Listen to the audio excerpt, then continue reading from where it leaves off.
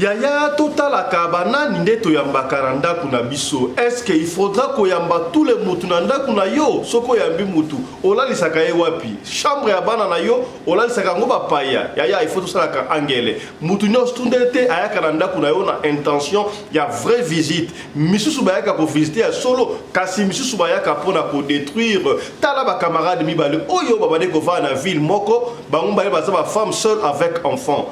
Moko alongwe akikova na ville mususu kasi oya alongwa ki wana azongaka na vacances na ndaku ya muninga na ye pe azali femme seule azali na bana na ye moko ya mwasi azali bongo na 18 ans tango aye bapesi alala ka chambre moko na fina ye ya 18 ans yaya makamoleke kuna kopesa yo pasi mama oyo akomisi mwana ya camarade ne ya 18 ans lesbienne pesi pasi kasi akutaki bango ndenge nini yaya il fallait ki installer ba caméra cachée pour na mona makam ko sala maka yaya tukubetela le solo awa na émission de le partager pour ezali matata ya ko sakalate makabu ya boye ezo pesa soni pe mawa na communauté na biso pasi mama na tanga ko mona sispe ayeko bango siko ba ko bimande babimana bake tango to ke na soko lia na McDo na sima mama na kende ko somba caméra cachée na abengi ba installer lemba mbango atie caméra cachée bandeko o elekaka na kati ya chambre nde ya somo ya minene.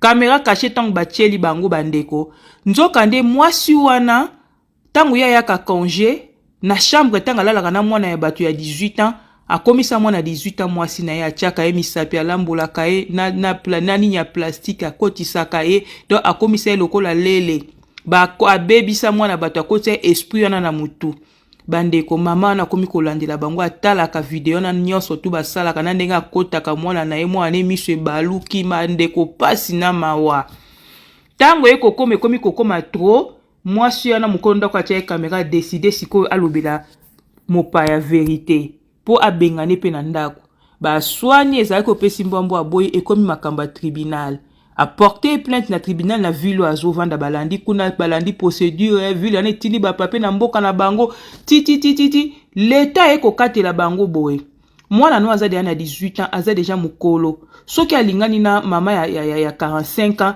mabe eza wapi même aza mama robota eme mwana aza mineur te aza déjà majeur en plus homosexuel eza nango interdit en Europe abakoko sa nyonso balingi bandeko botane mindele ba obebisela biso bana ba obebisa ba vie na biso muto ayeko bebiselo mwana kati ya ndaku bandeko me mindele baza kokotela ye mwana nazaki kuta yebaka mibali tazaki vierge donc mama na de vierge na babiloka ba plastique na ba misapi abebisi mwana ya batu. Vatican eboyaka makambo ko célébrer ba mariage ya ba homosexuel kasi tomoni bongo na Allemagne ba prêtre bazoko célébrer ba mariage ya ba homosexuel pesi mutu ko soit est-ce que ba changer ki loi to ba désobéir na loi oyo Vatican pesa ki pesi bilinga ba to ba célébrer vraiment ba prêtre ba célébrer vraiment ba mariage homosexuel na Allemagne. Sourire aux lèvres, ce couple arrive à l'église pour leur cérémonie de mariage. Depuis dimanche, des prêtres catholiques bénissent l'union de couples homosexuels dans toute l'Allemagne, un acte de rébellion face au Vatican qui a récemment réaffirmé sa stricte opposition. Aujourd'hui, on a l'opportunité de célébrer ces bénédictions publiquement, au beau milieu de l'église, et puis à l'abri des regards dans la cour arrière. Tout moment, chaque fois les sphinx les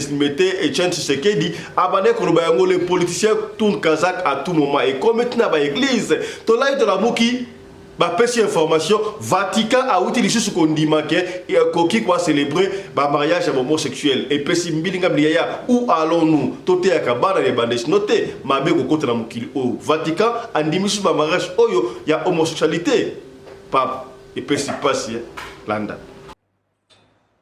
C'est sans doute une annonce qui fait l'effet d'un coup de tonnerre, une annonce très attendue et réclamée par les collectifs représentants de la communauté homosexuelle catholique depuis des années. Ils poussaient pour une reconnaissance de la part de l'Église catholique de ces couples homosexuels sous la forme d'une bénédiction. C'est désormais chose faite, une première pour l'Église catholique qui officiellement, je vous rappelle, considère le mariage comme l'union entre un homme et une femme et qui qui officiellement reste ferme sur l'opposition au mariage catholique. Le document de la Congrégation pour la doctrine de la foi qui a officialisé cette annonce précise qu'il s'agira d'une bénédiction. Kagame azali problème, un danger, non seulement pour le Congo, mais c'est pour toute la région. Est wana mutelobi angonani ezali bongo mwana mboka Félix Antoine Tshisekedi président de la République démocratique du Congo. Alors solution pour la ezali Kagame il faut alongwa mabeleki Fachi alobi. Kagame nde ayeko baby Samasolo et c'est lui le problème. Il est un problème à la fois pour nous Congolais, mais aussi pour son propre peuple. Les lots sont tous les élections à Solo na Rwanda. A reçoit même pas 1%. Solution zanini potosuki. Alongwa. Solution mais biso potozwa kimia. Oui, Alongwa parce qu'il embête la région. Mais biso potozwa kimia. C'est un problème pour le Burundi, c'est un problème pour l'Ouganda, il a un problème pour la RDC. Je pense même pour la maman Tanzanie Azarapema maman moko ya une maman très sage et tout ça. Peut-être linga koloba mingité mais surtout na tout mon lien na aloba. Na sur koloba pe ka zape problème pour nae. Kagame pe afanda kinyete côté na etango atali interview wana epesi mutu ko soit Kagame à répondre Fachi.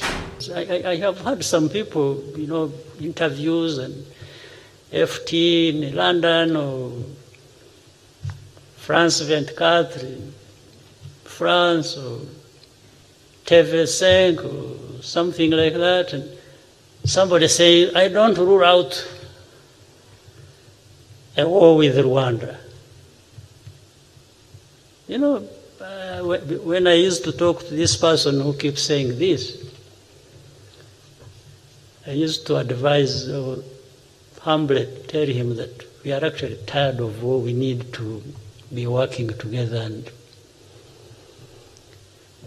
creating peace between our two countries. And because if you are looking for somebody who knows a thing about war, you come to me, please. Mikoleleki de monaki angona na Nairobi mwana mboka ancien président ya CENI Corneille Nangaa asalaki bongo mouvement politico armé. Oyo abengaki batu ba ko sangato monaki asanganaki na président kutu ya M23 mouvement oyo za parrainé par ba Rwanda pesi mbilinga bilinga. Kasi azalaki na makambo ya koloba après déclaration ya mokonzi ya mboka Félix Antoine Tshisekedi Tshilombo yepe Corneille Nangaa azangaki maloba te au micro ya confrère na biso Fabien Kouswanika. Mukili oyo ezokende mabeya ya ngoto kozongela pika kana émission ya lelo. Pour répliquer et que beaucoup regretter yango. Yo répondre ni. Ezako sekisa. Nabanzi monsieur Tshilombo ayeba kite pona ni akoma ki président de la République. Nabanzi monsieur Tshilombo ayeba kapenza te rôle ya président de la République ezanini. Nabanzi président ni monsieur Tshilombo n'a jamais lu la Constitution dans son entièreté. Parce que le Londé Azolobake a déclaré guerre, ou a réunir Parlement réuni en Congrès, les deux chambres de Parlement réunis en Congrès.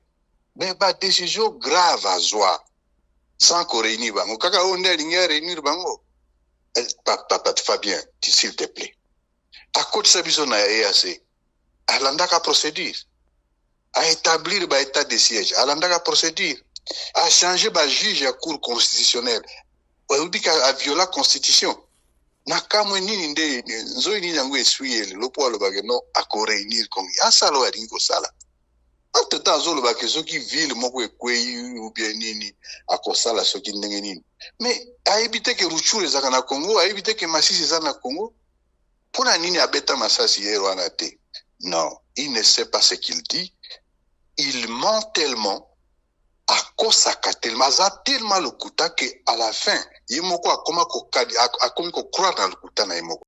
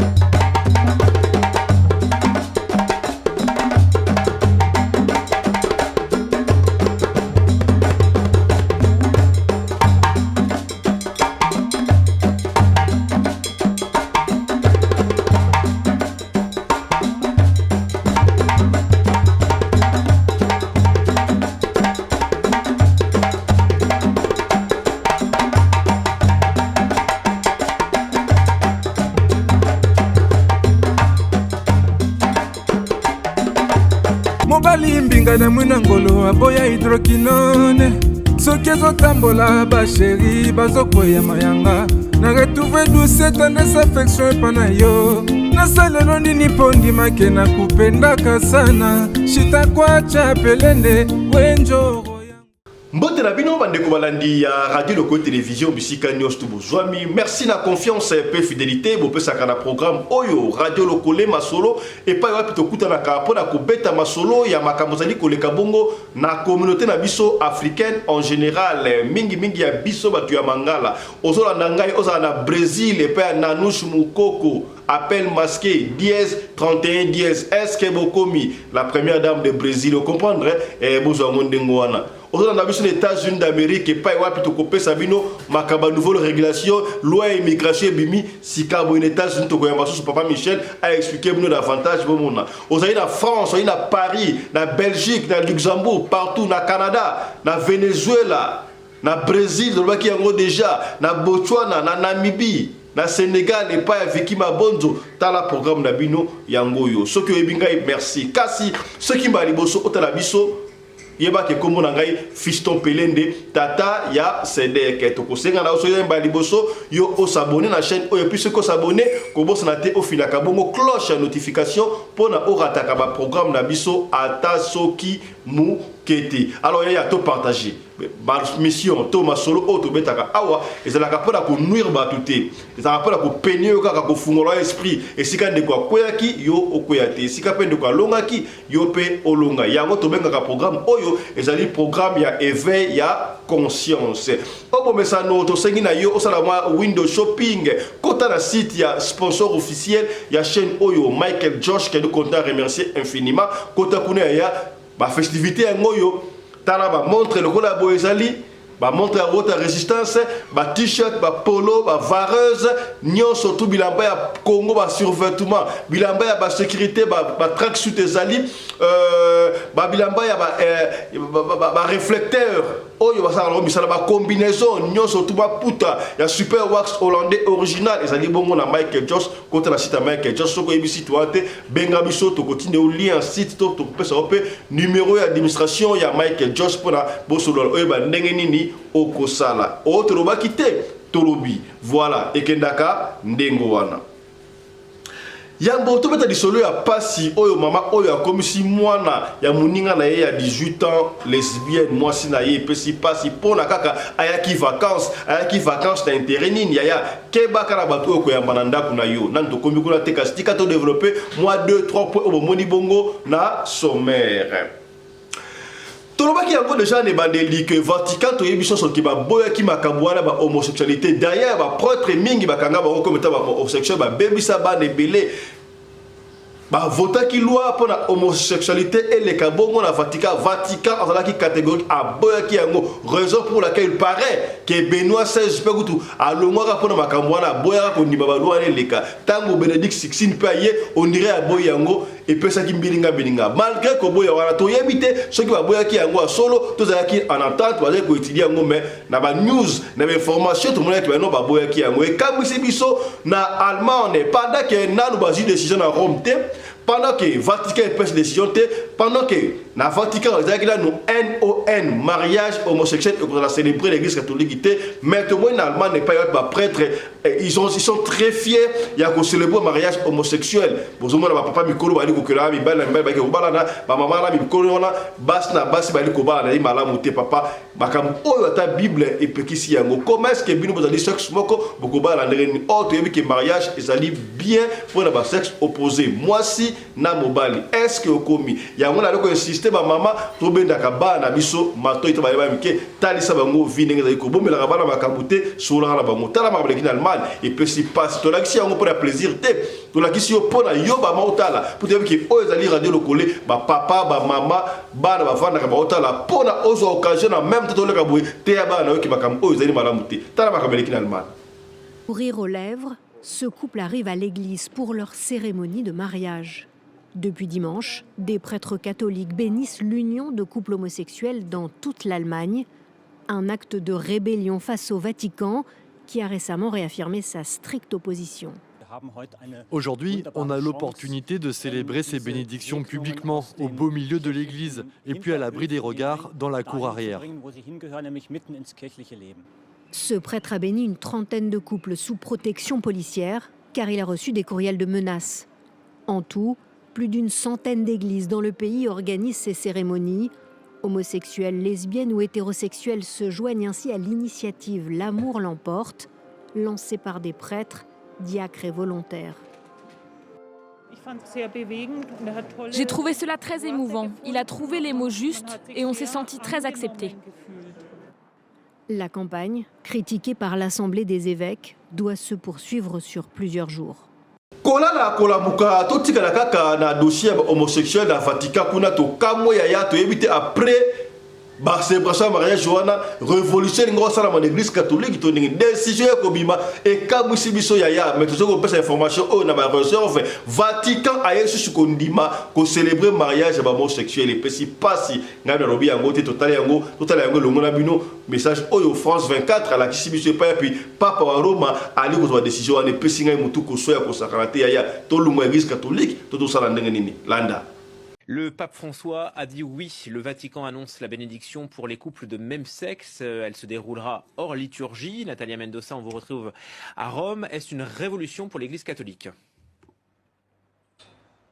C'est sans doute une annonce qui fait l'effet d'un coup de tonnerre, une annonce très attendue et réclamée par les collectifs représentants de la communauté homosexuelle catholique depuis des années. Ils poussaient pour une reconnaissance de la part de l'Église catholique de ces couples homosexuels sous la forme d'une bénédiction. C'est désormais chose faite, une première pour l'Église catholique qui officiellement, je vous rappelle, considère le mariage comme l'union entre un homme et une femme et qui officiellement reste ferme sur l'opposition au mariage catholique. Le document de la Congrégation pour la doctrine de la foi qui a officialisé cette annonce précise qu'il s'agira d'une bénédiction. Yambo betali solo tikato survoler un peu politique muke Afrique précisément na République démocratique du Congo conflit aux alliés opposés bongo République démocratique du Congo na Rwanda. Yaya Mwana mboka Félix Antoine Tshisekedi du président de la République alobi yango tout au clair na Top Congo FM alobi yango Kagame c'est un problème non seulement pour la RDC mais c'est pour toute la région. Ah ça n'a pas problème na Batuebe na Ouganda yé na Burundi même na Tanzanie pareil. Il se croit Hitler de l'Afrique mais yé il faut asuki ça y est. Solution za lini pour la Kagame. Président Félix alobi yango clairement alongwa. Mais ça c'est pas qui na towana oyo mokonzi azwaki alongwa landayo. Kagame nde ayeko baby Samasolo et c'est lui le problème. Il est un problème à la fois pour nous Congolais mais aussi pour son propre peuple. Les lots sont ça l'élection à Solo na Rwanda. A besoin même pas 1%. Solution zanini potosuki. Alongwa. Solution mais biso potozo kimia. Oui, alongwa parce qu'il embête la région. Mais biso potozo kimia. C'est un problème pour le Burundi, c'est un problème pour l'Ouganda, il a un problème pour la RDC. Je pense même pour maman Tanzanie azarapement maman moko ya une maman très sage et tout ça. Peut-être linga koloba mingité mais surtout na tout mon lien na aloba. Na sur koloba peka azapé problème pour naï. C'est un problème pour la région. Je cache pas, je mâche pas mes mots. Pour nous, pour notre paix, qu'est-ce qu'on doit faire? Il faut lui faire la guerre. Et je l'ai dit. Je le redis ici. Je vous le dis parce que j'avais réservé. J'ai fait une interview ce matin avec une chaîne étrangère. J'ai pas voulu le dire. Je l'ai dit. J'ai réservé la primeur au peuple congolais à Tchangou tout à l'heure. Et je le dis à la première chaîne congolaise ici, chez vous. Merci. À la moindre escarmouche, des rigolos que vous avez vus s'exprimer à Nairobi. La moindre escarmouche, lisez sur mes lèvres. Je vais réunir les deux chambres en congrès, comme me le recommande la Constitution, et je vais leur demander l'autorisation de déclarer la guerre au Rwanda. Je le dis et je pèse mes mots. Parce que je suis même prêt à cela. Et aujourd'hui, on n'a même pas besoin d'envoyer des troupes au sol au Rwanda. De chez nous, nous pouvons atteindre Kigali. Pourquoi seulement maintenant, pas hier? Parce que j'en ai marre. Et je vous dis pourquoi. Le jour où je dois partir en campagne au Congo central, donc la campagne est lancée le 19 novembre, le 20, ma première étape en province, c'était le Congo central. Je reçois une communication me disant « Je vais recevoir une délégation américaine » conduite par la directrice des renseignements des services de renseignement américains, qui venait au nom du président américain. Après les civilités, elle m'a expliqué le rôle de sa mission, enfin l'enjeu. Et elle venait de Kigali. Elle m'a présenté un certain cahier de charge pour arriver à la paix. Parce que nos partenaires américains, et je leur rends hommage pour ça, nos partenaires américains se sont enfin souciés de ça. On parlait tout à l'heure de la diplomatie, mais c'est grâce à la diplomatie de la RDC que les États-Unis d'Amérique se sont enfin levés pour dire non, non, on va intervenir. Et ils ont proposé leurs bons offices que j'ai accepté parfaitement. J'ai donné mes conditions, ils sont retournés à Kigali. Et moi, entre-temps, je suis parti à Mwanda, j'ai continué, Boma, Matadi et tout ce qui s'en est suivi. Et lors d'une de ces étapes, la directrice m'a appelé pour me dire « Je suis déjà rentré à Washington, voilà ce que, après avoir être rentré à Kigali et parlé avec le président Kagame, ce qu'il en est sorti. » Je lui ai dit « C'est parfait. » Mais je lui ai dit une chose, « Madame, je ne crois pas en la sincérité de Kagame. Parce que j'ai découvert une chose, c'est un dangereux criminel. Il fait vivre son économie des pillages des ressources de la République démocratique du Congo et de l'aide internationale. C'est ça les deux leviers de l'économie du Rwanda. Rien d'autre. Et je lui ai dit, je n'y crois pas, mais je le fais par amitié pour vous. Et surtout par amour pour mon peuple, parce que je veux la paix. Mais j'espère que votre initiative va nous amener à la paix. Elle me dit, on va essayer, Monsieur le Président, etc. Et effectivement, on a vu, bon, on s'était donné des délais, hein, parce que j'ai parlé du 20, on s'est vu le 20, le jour où j'allais au Congo central. Le 20 novembre, et du 20 novembre au 1er décembre, il devait y avoir des actes posés de part et d'autre. Moi, je me suis acquitté de ce que je devais faire. Vous avez entendu le communiqué des FRDC. Voilà. C'était à partir de interdiction de collaboration avec les FDLR. Voilà, parce que le Rwanda manipule la communauté internationale en nous faisant passer pour des collaborateurs des génocidaires. D'abord, lesquels génocidaires? Parce que ces gens-là qui ont commis des crimes il y a 30 ans, est-ce qu'ils ont encore 20 ans aujourd'hui pour continuer à commettre des crimes? Mais bon, qu'à cela ne tienne, c'est devenu une force résiduelle. On dit, OK, on va le faire, pour montrer notre bonne foi. Mais leur cahier des charges, ils ne l'avaient pas respecté au 1er décembre. Ils ne l'ont pas respecté. Les Américains ont haussé le ton. Ils ont commencé à faire semblant de respecter. Donc, retirer leur armée, parce qu'ils niaient d'être sur le sol congolais. Ils ont commencé à retirer leur armée. Laissant le M23, qui pour moi est toujours leur armée, mais bon, peu importe. Comme ils avaient le couteau à la gorge par la pression américaine, qu'est-ce qu'ils font? Ils inventent cette parodie d'opposition. L'Alliance du fleuve Congo. C'est Charlot qu'on a vu la chose à Nairobi. Pour repositionner le M23. Donc vous comprenez que j'avais eu toujours raison de dire je ne parlerai jamais au M23. Parce que je sais que ce sont des pantins que Kigali place et déplace comme il veut. S'il faut parler, c'est avec Kigali. Pour lui dire, tu sors de chez moi, on n'en parle plus.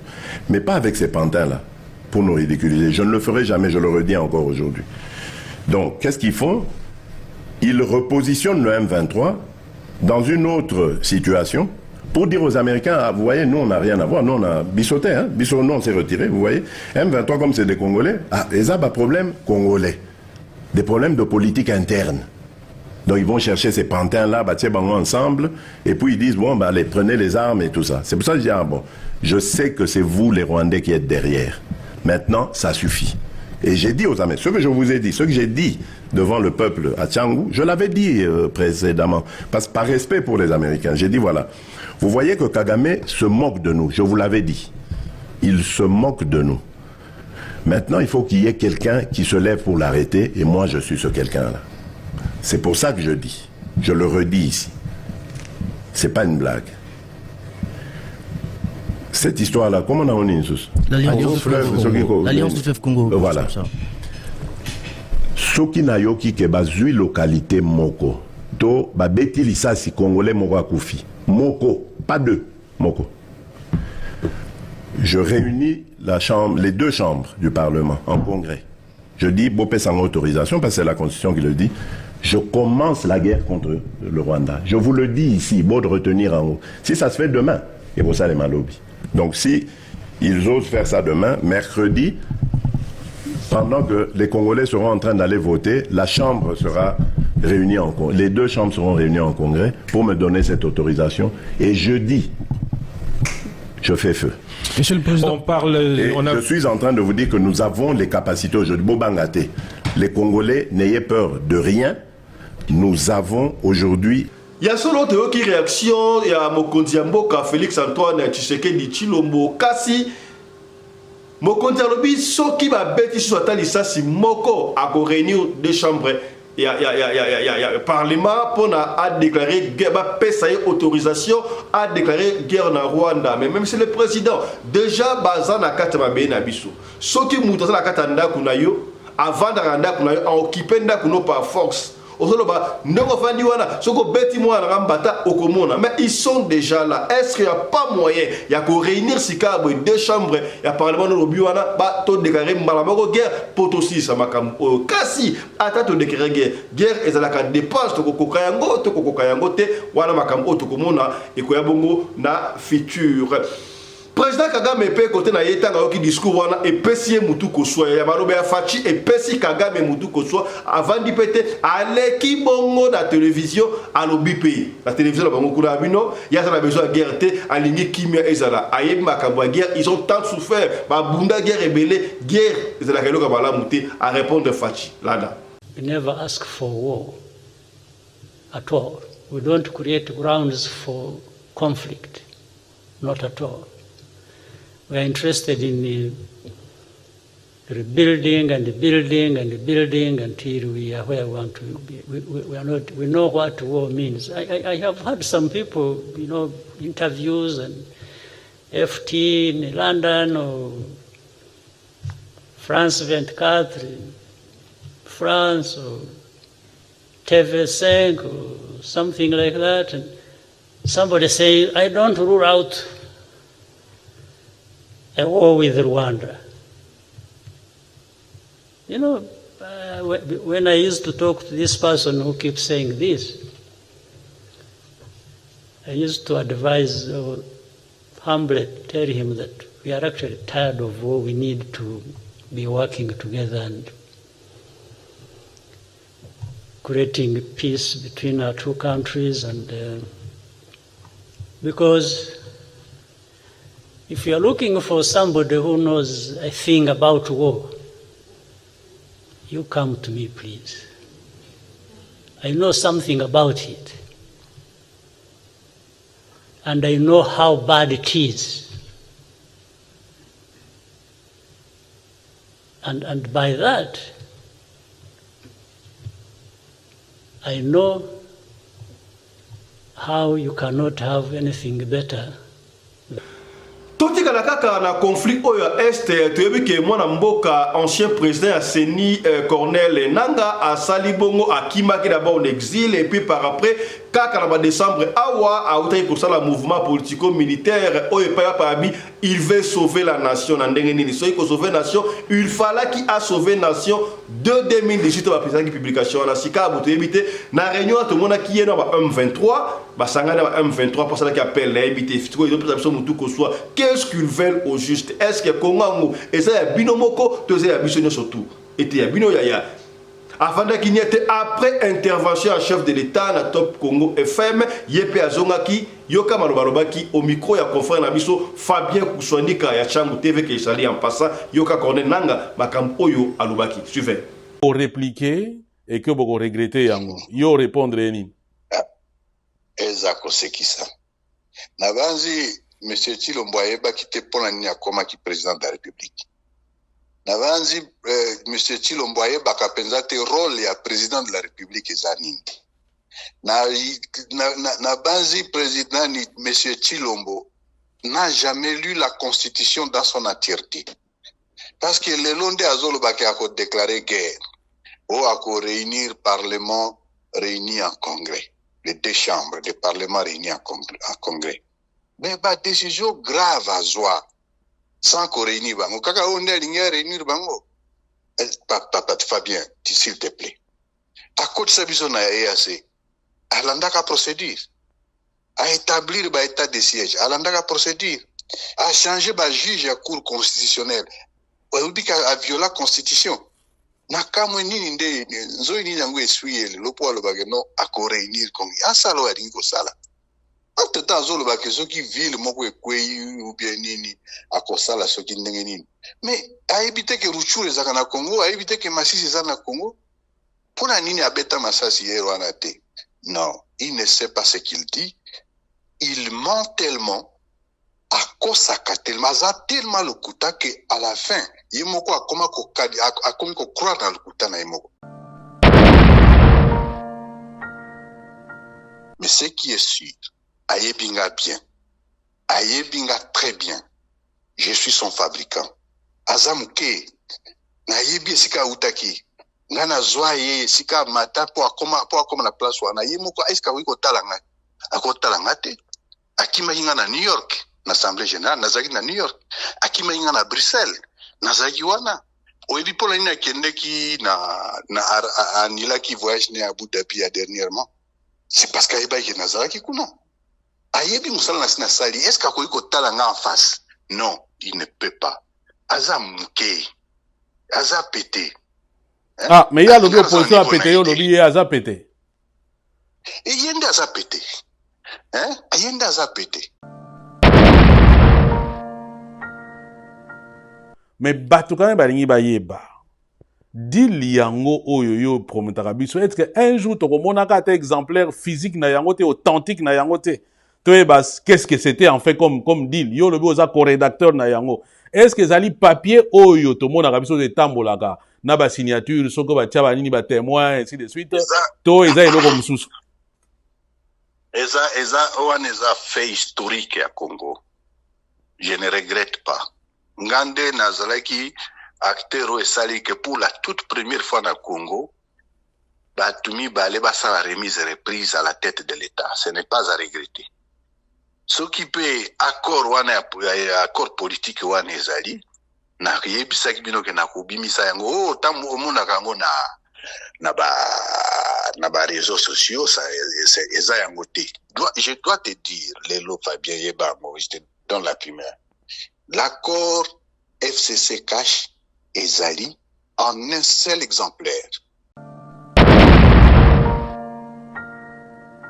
Ya to komete na osika boili solo na yabaki yango chaque fois ya salaka attention batu oyo obengisa kananda ku to batu oyo bayaka kotala ona ndaku ya to bana kopesa mama olangi pe à son âme na papa olangi raison to na servitude oyebi etada mamutute okoyamba na ndaku na ote to ngeni ya ngapla lo barango chaque fois moto bandi ko porter position wana Moutawuti Kinshasa, Awuti Wapi, Alinga vacances en Afrique du Sud, Alinga vacances dans Paris, dans France, dans les États-Unis, Wapi, pas dans mais ceux qui ont vacances à préparer, ils se préparent, un voyage se prépare. Bongi Sakambongo na oya hôtel. Makambo est comme ça mutu ko soit. Là d'ailleurs là, c'est très mauvais. Muto okoyamba mutu na ndako na boule ya bien. C'est mon ami de dedans, c'est mon père, c'est ma mère, c'est ma petite sœur, c'est ma nièce, mon neveu. Mais ye aye na ba intention mususu yango eko pesa mabe. Okomona bozalaki na kimi na ndako na yo, yona mobali na yo, yona mwasi na yo, yona bana na yo. Banda mutu moka ye congé akei atike libino diabo bozo comprendre c'est difficile au comprendre que makambo oyo ewuti wapi ya tala ndeko mwasi oyo basaki na camarade na ye. Histoire tombe to ça résumé mouké et puis te kotika ndeko yo moka loba oyo kabakam oye alobi. Deux amis, bango mbale ba femme seule. On a le chaque fois ya ba femme seule, papa fiston n'est pas contre les femmes seules, mais toujours peine yo. Ezalaka malamu mingi na ndaku, papa il faut azala. Pour ba décision mususu, ba moi ba sa vraiment lembe mais papa ça ka ferme pour na ndako ke ya droiture. Papa ça na mbongo, azala mbongo, il est important dans une maison, dans un foyer, papa azala. Est-ce que komi to so la pembe. Basi o mbale, il y a ba quarantaine d'années. Bango balé baza ba femme seule. Tozo bête là lisolo to tara okoyoka yo moto ça va résumé. Alors baba ne ko fa dans ville moko. Il s'est fait que kaka neza la kanote qu'est-ce qui s'est passé moko kabana no ngala lembi ville oyo a changé na ye ville. Homme soit tika na bana na ye femme seule, o atika la kiona moi na ye moko ya moi si a kokse il y a 18 ans. 18 ans à sa grande fille non n'est-ce pas? Alors la kana ba leki na ye mususu. O pe ke ndaki wana azape na bana na ye mais je crois ya miki ya moins de 18 ans bana miki je crois. Oya kenda ya yo déjà au longo na villa au kenda Félix wazeka lobaka yango soki mutakei azobonde la ya kozonga abosani nini eloko nini oya abosana ya to sosolaka abengi muninga na yewana mon ami de deda boni en tout cas na ina ya nazonga na ville na ya congé pa na binu ya congé pa na son ndenge nini yo fana na ville wala ubeleki ko fala pe congé au va na hôtel soko banda ko na ko na ndako c'est pas un problème yo fana kana ndako ya ngai à moins yango pe normal y a pas de souci ma copine yaka tangu aye ayaki pe na bana ya miki bon atali boy na sabla ndako ya deux chambres ça le conso ça va ngala kolala ngai moko bon ndenge asa mama mukolo muninga na ngai moi na ngai 18 ans alala kana bana baleki na ye alongoli baleki na ye atie bango na donc bakola na chambre baleki ya bana kolala ye moko pardon baleki baleki na chambre na bango. Zande moi de sport siko mama na bango camarade ya mama tangwa ye mama suis camarade na ye ati ala na chambre ya ala na ya 18 ans chambre moko bana ya mama na camarade na ye bala li chambre moko na bana oya ye comprendre na éviter si il a fallu que ba mama na mama bala la chambre moko bana ba chambre na on sait pas bon basaki partage ndingo wana bango san eza choix na bango est-ce que ba guna yo eza ba choix nanga est-ce que ba choix na yo eza ba guna ye o comprendre est-ce que komi c'est que bien. Alors, qu'est-ce que vous remarquez? Basala kawana e aboko mona doki. Maman wana esika visiteuse oyo visiter famille oyo batika kala oyo mona 18 ans abandi ko s'intéresser mina mona 18 ans emba ko beta to beta tour na pa ba beti tour betanga koya maman wana camarade oyo ki congé asombeli ya wana 18 ans ba cadeau belé bilamba bilo kato pesa ye ba cadeau ya kosakana te likamute ce qui était normal moi maman bonika no aza camarade ya pas de souci.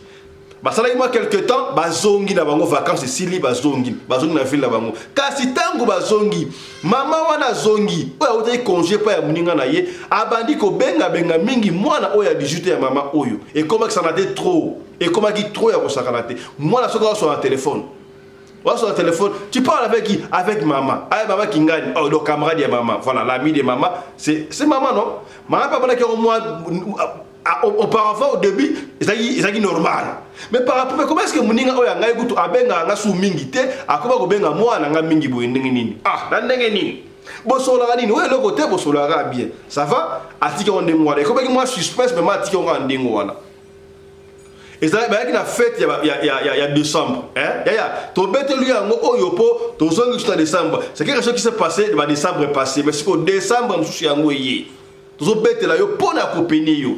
N'oubliez pas objectif, il y a émission Oyo et c'est la capone à copier Kola Moussa esprit ya Kola Moussa esprit. Le col appelle, je crois lobby témoignage ya pasteur Bernard, ya frère Bernard et causala sur ma fête ya Noël, na fête ya bonne année ya témoignage wa ya ko sunga mais bosa o tala ngomingi te to partager témoignage wa attends du temps ko tala monter partager ka témoignage wana partager pour na batu ba yo kama kamozo le kana mukili. Bakam sto vivre na mukili to quand on dirait ba local te ça makam oyo yo moko milukela là témoignage à frère Bernard on comprendre yaya tang basonga ki na fête ici ba fête ici ba zongi et kei ba komi ko sola trop na mwana ayeka mo suspect et si nous na fête ya pas qui les sous maman wana camarade a ben so mon ami na lingi na ya sous congé ya sous congé ouais congé dans la Noël awa et si il va pour aller qui oya sous ça va y a pas de souci yaka maman wana kumbi sous bana na ye aye sous na ndaka mninga na ville au balongo ya la ndanga très bien zo bete yango clair pour comprendre opinion partager mission peut-être yo mona ngota inutile pour na yo mais e ko sunga ndeko moko songolo et sika moko pakala. Tango aye basali même chose. Maman wana camarade à maman atola na mwana ya 18 ans. Bana na yena ngoya mike atola na bana mibade ki ya mwana ya 18 ans. Ça n'était trop sikoyo. Ba komi ko sola trop donc on a ba bimi ba keido ki moi suspect maman do comprendre ça moni moi na ya moi si ma comportement changer moi na wana qui mo seka. Voilà la précision. On comprend des mots seka. Est-ce que comprendre ce qui est bien? Si vous avez comme moi suspect, bah comme pena serré pire. Coup de temps, yo camarade nango yé na ville soye, oro sola beaucoup plus na ngai maman la mamba solo là, mais maman o aye congé a sola beaucoup plus na moi. Finalement c'est quoi? Maman ya ba 40 quelque, a sola moi na 18 ans, ba ngba li basi pesi mbilinga mbilinga. Jour mo ga ba sanga, on ya to mana to beta tour na parc, tangu ba ke ko beta tour na parc.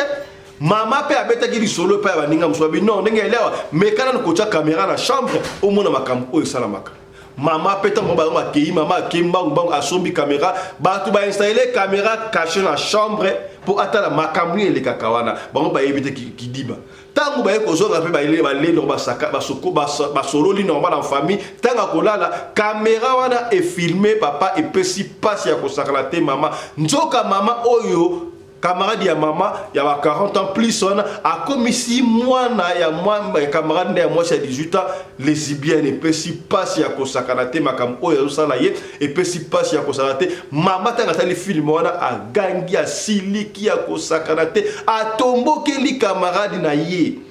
Donc toi tu es venu en vacances chez moi, vous avez une intention au bébé ça moi na oyangai, moi na oyo za yimo seka ayekuta ba jouer ya mibali est-ce que bokomi Mama siliki akeko funda pa mbila ya tango afundi pa mbila ba convoquer maman wana na esimo que jeune fille à côté de 18 ans. Moi na 18 ans elle est majeure à cause ba décision na yemoko. Moi na lobino ngakuta sepe na ngamo na lingi yango moi na aboyi ndenge maman na fundi parce que mbali boso a découvrir talakaka azaki moseka siko a découvrir makambwana yepona yango no kitoka mona ngo lenga bino ngala lingi ngamo na lingi d'ailleurs lolo binini soki moi à 18 ans okoba atala muta 40 ans c'est pas un problème awa yango to banda ki di solo oyo na makamba ba homosexualité ndenge ba approuver awa d'ailleurs mboka loko la poto homosexualité eza interdite eza nango normal. Ba yebisi mama ya mwana yo ko peksa mwana na ote alinga mama oyo parce que bango ba ba bilso ba lingani etali yote tala esika mabe koti ya tala esika mabe koti yango para yo tala ngai papa mama na ya moi sofani na kiti yo tala ngai papa ovani wana ya mama bote ya kabana ezali malamu te kokende homosexualité ezali démoniaque tala mama oyo a préféré atika peut-être ba fille mususu ya ville na ko vanda na to peut-être na ba fille mususu oyo ville oyo akoti sika mais azonga pona abebisa mwana ya camarade na ye a changer mwana ma intention. Imaginez un peu cette fille azalaki mo seka ebek makambo a découvrir makambo wana ke basali yango basi na basi ekoti kala gravé tala esika mabe koti tout ya kabane za imara muté yaya nzela ya prière ndeko sisa makambo so epesi ngai mutu ko swa na koloba mingi yaya to na sika boy ndenge ndeko oyo ali ko expliquer yemoko et puis tozonga suivez bandeko kande na loba ke confiance to pesa na mutu te confiance mingi na nzambe ndeko mwasi o atiraki moninga ne caméra cachée pourquoi ezaki ndenge nini to betali so na biso ndeko mwasi mopaya abandai ko vanda ville moko na moninga wana bazo vanda ville moko kande zalaka ye yaki osala ke ayaki ko changer pays tanga zui nationalité a décidé alongo na pays oyo bande ko vanda moninga na ye a décidé alobi non ngana ke nango vanda pays mususu tanga komi na pays wana batikalaki ki camarade na bango camarade etikalaki babengana na ba téléphone basolaka elekaka bien moninga koto azaki femme seule yepe kuna azaki femme seule mais baza ba mama bana ba vivra na bango bien eki kosa mukolo moko ndeko mwasi oyo adesidaka abima ake kovanda na pays mususu donc mopaya to benga ye mopaya pour comprendre abengi sikoyo mokolo ndako alobi ke naza na besoin na ya congé epa na yo moninga alobi na ye po me ate to na so biso na so basi yaka na yo ndeko mwasi akangi pe bisaka na ye amemi bana ya mike baye congé na ndako ya moninga moninga présenté chambre ayebisa bi olala awa na mwana nanga ya mwasi mwana nanga lokaza dia na 18 ans boko bandolala na ye chambre neza nango propre bakomi kolala ne na mbeto siko azwi bana ne ya mike atie bango na bana ya mike obazaka na chambre mususu balalaka ensemble en tout cas voyage elekai nango bien ndeko mwasi pe tanga sisi voyage na ye abaluki asai nini azongi tango azongi eumeli te mbala moko ndeko mwasi na atindeli mwana ne ya 18 ans ba perruque na poster bilamba kitoko ya cher ba montre ba nini mbala moko ndeko mwasi amona ye pe mabeta bien eza mama aza lokwa mwana na ye lokwa balalaki pe chambre moko bien ayambaki bien na chambre ne ya mwana atindeli ye bandeko mamba mawa pe na somo après mama ya ndaka akomi ko remarquer mwana ne ya 18 ans akomi ko sola na téléphone na mama wana soka tunye o sola na nani ifalo baka kumba mama wana yo bando sola na camarade makasi bwendeni oli abanda obenga nga abenga asusu ngate akomaka kobenga o bande ko mama akoma ko mona luka nti mwa sispe mais lokola likambo ezaki ya kokangela bango te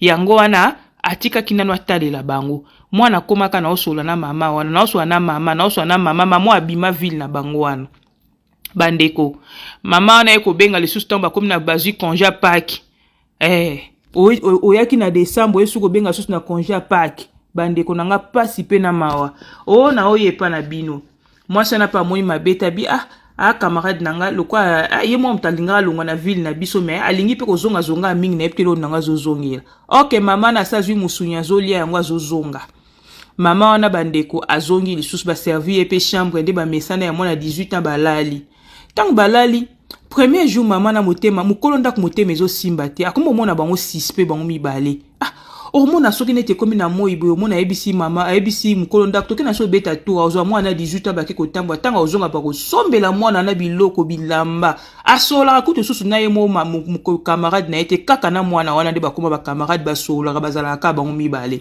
mama na tanga eko mona sispe aeko bango siko ba eko bima nde babima wana bake tango toke na so kolia na McDo na sima mama na kende kosomba caméra cachée na ye abengi ba installer lemba mbango atie caméra cachée bandeko o elekaka na kati ya chambre nde ya somo ya minene caméra cachée tango batieli bango bandeko nzoka nde mwasi wana tango ya yaka congé na chambre tanga lalaka na mwana ya bato ya 18 ans akomisa mwana 18 ans mwasi na ye atiaka ye misapi alambolaka ye na nini ya plastique akotisaka ye donc akomisa ye lokola lele abebisa mwana bato akotia esprit wana na mutu bandeko mama na komi kolandela bango atalaka video na nyonso tu basalaka na ndenge akotaka mwana na ye mwana miso ebaluki bandeko pasi na mawa tango ye kokoma ekomi kokoma trop mwasi wana mokolo ndako atia caméra décider sikoyo alobela mopaya vérité po abengane pe na ndako baswani ezalaki kopesi mbwambo aboyi ekomi makambo ya tribunal a porté plainte na tribunal na ville azovanda balandi kuna balandi procédure ville ane tili ba papier na mboka na bango ti l'état eko katela bango boye mwana no azade na 18 ans azade déjà mukolo soki alingani na mama ya 45 ans mabe eza wapi même aza mama robota eme mwana aza mineur te aza déjà majeur en plus homosexuel eza nango interdit en Europe abakoko sa nyonso balingi bandeko botane mindele ba obebisela biso bana ba obebisa ba vie na biso muto ayeko obebiselo mwana kati ya ndako bandeko me mindele baza kokotela ye mwana na zaki kuta ye baka mibali ta zaki vierge donc mama na de vierge na babiloka ba plastique na ba misapi abebisi mwana ya bato mais l'état epesi mama na raison parce que mwana aza déjà majeur aza susu mineur te batuni pe mwana biye moko mtalingi mo mtasepelaka nango ayokaka ne bien ayokaka ne lengi asepelaka na ye yango ye moko bandeko epesi pasi pe na mawa nde toloba na bino be mwana wana prefera kanga bisaka ake kokota na ye libala pa mama wana a changer ville akokota libala mukolo ndako atikali na susi na motema mwana kei ake kokota libala bazo continuer bolingo na bango bango mibale ekomi officiel soki na ekobeta lisolo bandeko eza pona ko critiquer balele te mais eza pona ko yebisa bato nyonso boyambaka bapaya na bandaku bolandelaka bapaya malamu botikaka bapaya kaka te ko mwana bana nuna mike na kata ba chambre ozwi mopaya yo wana mbango kotisi mopaya na bana no balalaka ensemble biloko na toyebi ke ezosama tro misusu kutu ezaka mwana mobali azobebisa bana mibali na nsima o mopaya tokeba mokili eza vraiment ya kobeba bandeko mutu azaka mutu o makopine nanga tokoma lokola famille ndenge aza na solaka bien akosanga mabe te botala mutu asali moninga mabe mutu abengaki mwana mama abebiseli mwana ne ya mwasi pe ayoki soni te bakomi na ndaku moko egene te esali epe kutu ekwandi kutu yete esali epe soni te epesi pasi mingi pe na mawa bandeko boyambaka bapaya na bandaku soki ndaku eza moke yebisa mopaya te moyena yambo ya te ndaku nange eza moke ubia yamba epesa ye salon ala na kati ya salon koma mopaya okoki kobaloka ofungolaka porte ya bana na kati ya bachambre ya bana na yo olalaka na bapaya o oyebi état d'âme na ye te tant tovivaka na mokili toyebanaka ba état d'âme te o tosalaka na kati ya bakuku kaka biso moko bakolo nzoto toyebaka ntango ozalaka na wc ozalaka yo moko ntango ozalaka na douche osokolaka oyebaka nini osalaka yo moko bandeko totika basentiment ndeko mwasi lelo abebisi vi ya mwana na ye likolo ya kozwa mopaya kotia na kati ya chambre mwana mopaya koma ekobanda na misapi malembe ti bakomi mwasi na mobali vraiment confirmé pe la police na ya apekisi alobi na bango ke baza libre mwana aza na ye majeur mwana pe mokolo nzoto ye moko pe andimi na ye envoûtement koti mwana andimi na ye alobi eza nzoto na ye moko epesi pasi mingi na motema ata na poto ata na Congo ata na Afrique partout place ka ovanda ka bandeko buyambaka mopaya soki ndako eza moke lukele ata hotel soko moni ko lukele hotel tembonge eza te lalisa na salon soko moni ke o lalisa na salon te bimisa ba na chambre tika mopaya vana emo na chambre pona protéger bana yango nde liso na ki pona beta o aza mato ya koyoka ayoka partager à bon attendeur sali. Voilà. Je crois bamu pe balobaka o azali na mato ya koyoka ayoka o azali na motema ya kondima andima o azali na makasi ya kosala asaya ba parents était ya bino to ya mbaka n'importe qui na ndaku kaka ndengo ate état d'âme mutu ndengeni est-ce comprendre ce qui est bien voilà tant yo ko sa mutu mon ami de dedans ko sa mutu papa na ngai ko sa mutu mama na ngai ndeko na ngai mais all intention na ye yo o éviter to pékition ba badouté mais zalaka ikengi comprendre ce qui est bien voilà. Merci na Chris Larize Pelende, réalisateur à émission Oyo, yena assistante na ye Winnie Larize Pelende. Merci na Claudine Larize Pelende, otaki bona script, mais aussi na lumière. Nous surtout sous la coordination ya Mamari Naumbi Larize Pelende, la femme à la taille d'une tige spaghetti, ni courbure ni virage. Est-ce que vous comprenez ce qui est bien et qui est la femme à la compresseur. Merci na Michael Josh, sponsor officiel ya chaîne Oyo. Merci na Genesis Hotel. Merci na Nanouche Moukoko, appel masqué 103110. Est-ce que vous comprenez ce qui est bien, la première dame de Brésil et qui est voilà. Alors, portez-vous bien, yaya. Santé de fer à tous. Chap chap. Et tchara. Kasi ya modo développé par titre Ozali Kuna Liboso, Tika Tolobana Boy. Yaya. Sponsor na biso ya Sika, Michael Josh. Au moins il va montrer Oyo. Montre à Michael Josh. Marque déposé à moi na mboka. C'est-à-dire que ça na mboka aux États-Unis d'Amérique bandeko. Donc mikolo yo biso na radio lokolo le kaka boy. Yaya, to ko changer ba montre le la film. Tala ba montre yango. Ba montre Oyo et wuti États-Unis d'Amérique. Et pas un sponsor na biso. Yaya, to ko changer ba montre le la film na radio lokolo. Na to kata moko na sachet sikoyo na lata ya mboto loba. To kata yango na ba sachet yaya. O sponsor na biso ya mikolo Oyo. Tolingi bana ya mboka yaya yo biba kala na mboka. Oya na mboka ba paya. Ozo idéologie te. Yo kaka bilamba. Oui, c'est vrai qu'on a ma bête mais idéologie no créa pour la mboka. Tala moi la mboka Mike George, Mike déposé na yé. Bon moi yango ha montre. Là ça qui yango wana radio le collé. Yé a commis deuxième sponsor officiel après maman Charlotte Caputo. Mike George ezali marque déposé à moi na mboka o ezala kaboro na États-Unis. Ezaka ka ba montre te bandeko. De bomona wana. Mike Josh ezali ba t-shirt, ba chemise, ba polo. D'autres na ba soulier ba sapato kaka de boyata ba griffe so griffe songolo pakala siko oyo Mike Josh pour aller encore plus loin pour na faciliter bana ya mboka bana ya Afrika. Mike Josh a un partenariat tout actionnaire moko ba actionnaire na compagnie oyo bengaka Visco. Baby Visco c'est compagnie oyo basalaka ba wax hollandais na Hollande. Yaya tala ndenge mwana mboka liko tombola bendele na biso na mboka ya bapaya. Mike Josh. Donc bino bateka ba wax hollandais o super kingal baso bango na cher. Commandé yango à partir ya Mike Josh. Numéro yango wa toti liyo bana.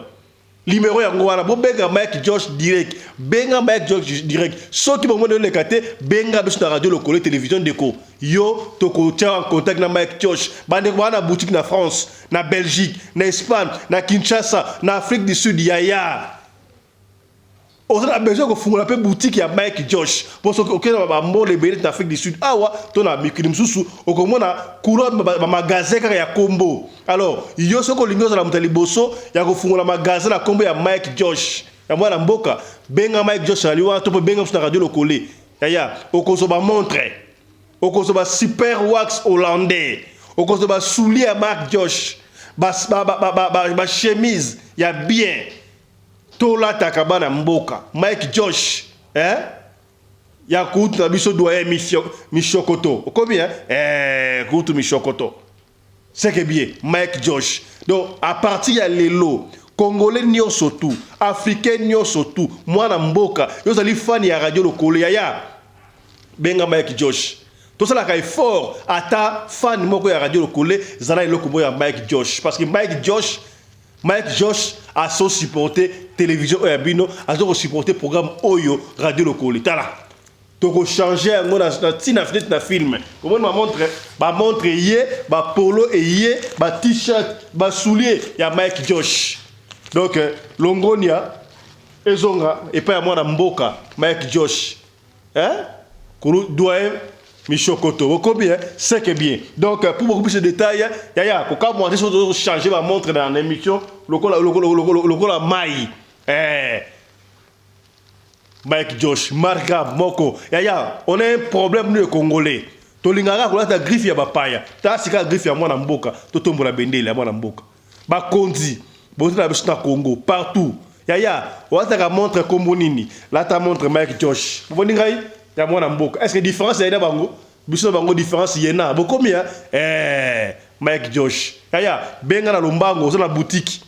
Oteka kanyoso, on va oteka marque oyo benga. On la salon de coiffure, koto on la souki, koto ote moi étagère mon côté rablo ka Mike Josh. Tout ça pour tout supporter moi na mboka. Voilà, o toloba kité, tolobi. Pour l'habillement des classes de vos enfants, pour l'élégance de vos enfants, désormais, visitez le magasin Little People Shop chez Mama Charlotte Caputo.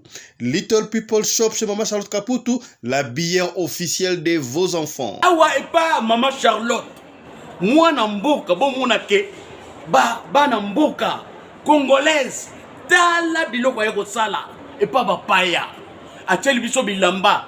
Banda de 0 à 3 mois, yango yo. Soto yawa de 6 à 9 mois. Toke wana de 9 à 12 ans. Toza na nyonso. Bana mibali na bana basi. Soto yawa. Bomoni oya bana basi. Ndenge mwana zo putsana. Toza lokola wato yene 8 ans ti komata. Yango yawa. Koto yo ndi makambo. Mwana zo bimondire ministre. Ya bataille nyoso yango ba Samuel ba Chuchu yango yo Afrika la tsabana oyine to mutaka elengi tala ba fest bana mwana bimi na fête bato ba komobanga soko lingo somba biloko omonike olingo sepelisa mwana na yo ko déplacer na yo te okotika na internet okomona adresse na biso yango wana. Little People Shop chez Mama Charlotte Caputo. Adresse Edenval, Greenstone Shopping Center, shop numéro L119.